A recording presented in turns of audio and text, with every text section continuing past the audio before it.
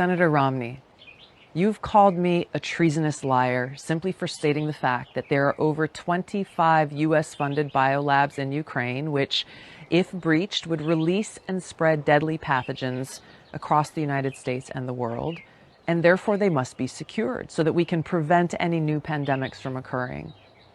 Now, bizarrely, you claim that securing these labs, or even calling for securing these labs, is treasonous and will lead to a loss of life, when the exact opposite is obviously true. The spread of pathogens is what will cause the loss of life, not the prevention of such a spread.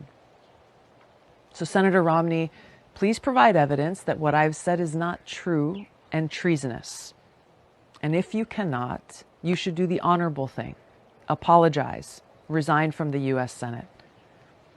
Evidence of the existence of these biolabs in Ukraine, their vulnerability, and therefore the need to take immediate action to secure them is beyond dispute. Just the other day, the State Department's Victoria Nuland acknowledged that these labs that contain dangerous pathogens exist in Ukraine in her testimony to the U.S. Senate. Ukraine has biological research facilities, which, in fact, we are now quite concerned Russian forces may be seeking to gain control of. So we are working with the Ukrainians on how they can prevent any of those research materials from falling into the hands of Russian forces should they approach. In a Pentagon fact sheet dated March 11th, there are numerous statements that both directly and indirectly confirm the existence of these biolabs. The United States, through BTRP, has invested approximately $200 million in Ukraine since 2005, supporting 46 Ukrainian laboratories, health facilities, and diagnostic sites.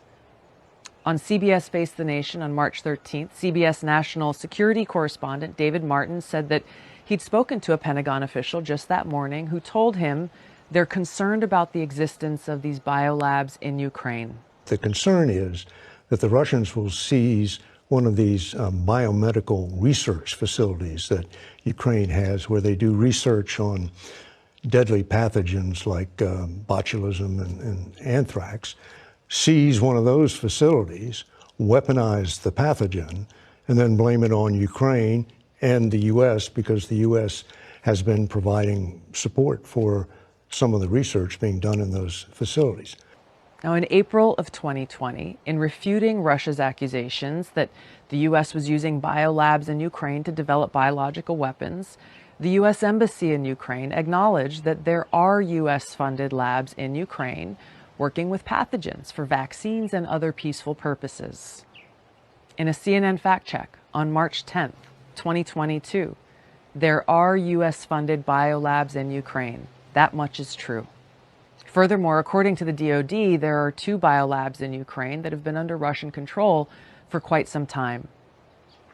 Russia illegally took possession of 2 Ukrainian-owned laboratories that BTRP upgraded in 2014 and continues to deny Ukrainian access to these facilities. So, Senator Romney, you have a choice.